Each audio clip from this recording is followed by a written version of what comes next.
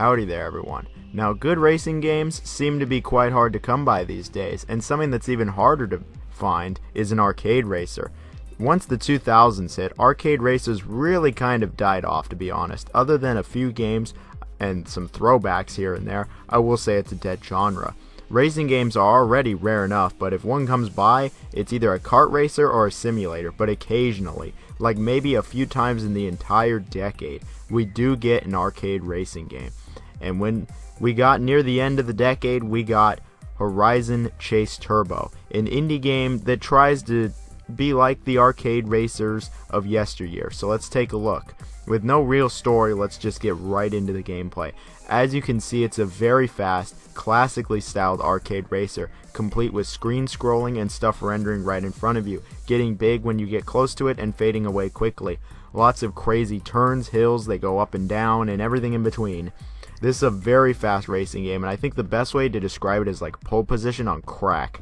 There are some Daytona and even Outrun inspirations here, but I'd say the most comparable one is pole position. Your car is very fast in this game.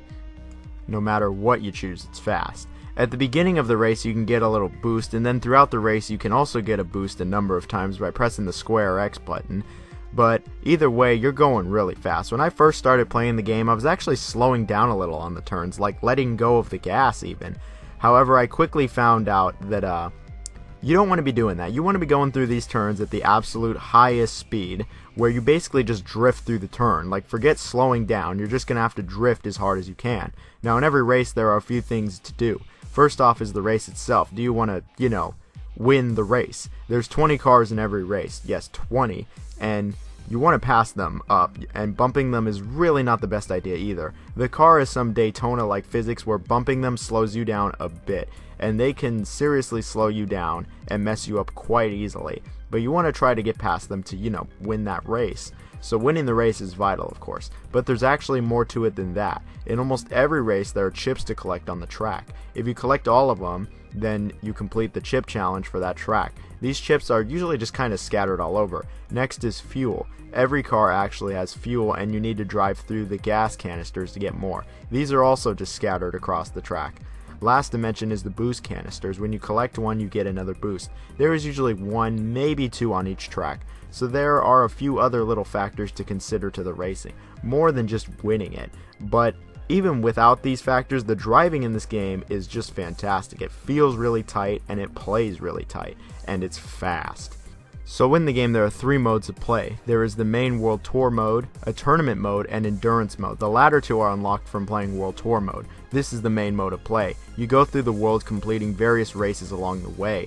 You select the area and then go through around 4 to 7 races in that region. There is also an upgrade race where by finishing it you get an upgrade to your car, like more speed, fuel, handling, etc. Your car just gets even better. You get to choose which one actually also. Now whenever you finish a race you get coins. These add up. You get coins for winning the race and getting chips in it. You also get bonus coins from gas collected also. You need so many coins to progress in the story mode. You also unlock new cars from collecting coins and 100%ing areas. There are actually quite a number of cars in the game to choose from, each having their own unique stats. The other modes in the game are not as unique. Championship is your standard Grand Prix Mario Kart-esque mode where you do like 4 races in a row and that's it. Endurance mode is where you do 12 races, and as long as you come in first, you continue, and after every race you get an upgrade back.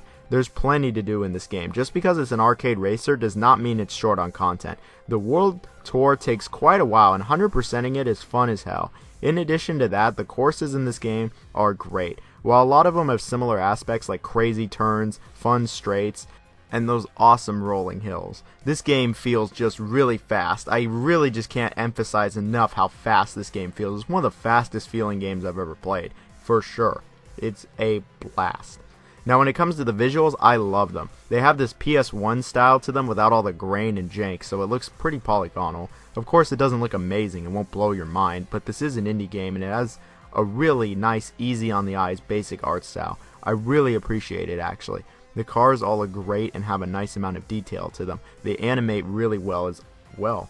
When the car crashes, it looks hilarious also. The textures are all smooth and basic and are very distinguishable. One reason the graphics are like this is for a good frame rate, and the frame rate is great. Like, it is perfect. I constantly had above 60 FPS. This game ran smooth as hell on my PC. No matter how fast and crazy it got, it ran exceptionally well.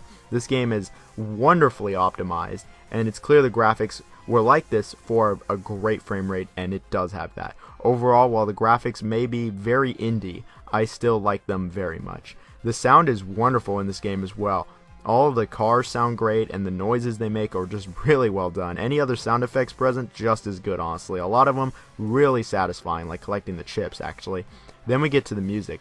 Now, the music was done by a classic composer for video game racing music, and the music shows because it's awesome. There's not a bad track here. It's all extremely catchy and memorable, and I loved every minute of it, really. It was all wonderful. A lot of it really just has this old school feel that you would find on the Super Nintendo, and this shit just bumps. Like, the sound as a whole just bumps. It's really good. It complements the graphics perfectly. But I think it's time to look at the flip side of that and see what doesn't bump in this game. Well, on the subject of bumping, I will say bumping other cars can get pretty annoying in this game, as if you bump into them, you can lose a lot of speed very easily. You can lose up to 20 or 30 miles just like that.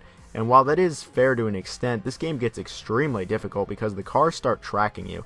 They track where you're going to go just to make sure they stay in front of you, which is pretty damn annoying. But I guess that's one way of upping the difficulty. I'm just not a fan of it. That's just one way they up the difficulty, though the tracks get really hard near the end of the game, but the whole bumping thing just becomes that much more annoying. Sometimes the physics can be a little inconsistent as well, as sometimes you'll see an enemy racer just crash and they will retain all of their speed and still go faster than you, and sometimes they slow down, sometimes, and you always slow down when you crash. You always do, of course you do. Now, besides those two issues, the only other issue I have with the game is that there's no online multiplayer. While I get that they wanted to clearly make it a throwback in many aspects, I think not having online is a major disservice. I think it would have been awesome, but no, we don't have that. There is local, of course, but I think online would have been great. But besides those, I really don't have any issues with the game. This is one of the best racing games I've played in quite a while, like probably the last couple of years. It is actually quite fantastic. Not only is the actual racing incredibly fast and fun, but there's a ton of content to this game. The story mode alone took me around 9 hours to beat 100%. That's a ton for a racing game. You can add easily a couple more hours if you want to include the other modes like Grand Prix and Endurance. Then there's even Ghosts to race as well, like your friends. There is just a lot with this game. It really goes above and beyond for content, and it shows. Aside from that, though, I really don't have all that much to say about the game. As a whole, I really just don't, because the game is actually just really good. It's simple, it's fast, it's got a ton of stuff to do in it, and there's just not all that much to say to it besides that. It's easy on the eyes, it sounds just as good, it's probably the best indie racing game I've ever played, and that is saying something. To be honest, I don't know how I hadn't heard of this game sooner, and I wish I did hear of it sooner. The only reason I heard of it is because I got it in the Humble Monthly. It's on the Switch, PS4, and PC, and it may very well be the best arcade racer of all time. I totally mean that. Better than Daytona? Quite possibly. Better than Outrun? Maybe. More unknown? I don't know. But it's fantastic. I gotta let this one simmer with me, but as of right now, you'd be hard-pressed to find any arcade racing game that is anywhere near as good as this one. I really can't give this game enough praise, actually. I had a blast playing it. I really couldn't put it down once I started. I played like 5 or 6 hours straight a couple days in a row. This game is just a blast. I give it my shining recommendation, and like I said, it's one of the best racing games I've played in years. I hope everyone at the very least checks the game out a little bit, because damn, this game is just awesome. Play it now. Anyway, if you liked the video, liking, subscribing, commenting, whatever it is, that would be great. Much appreciated. Much love to everyone. Everyone have a fantastic day. Thank you.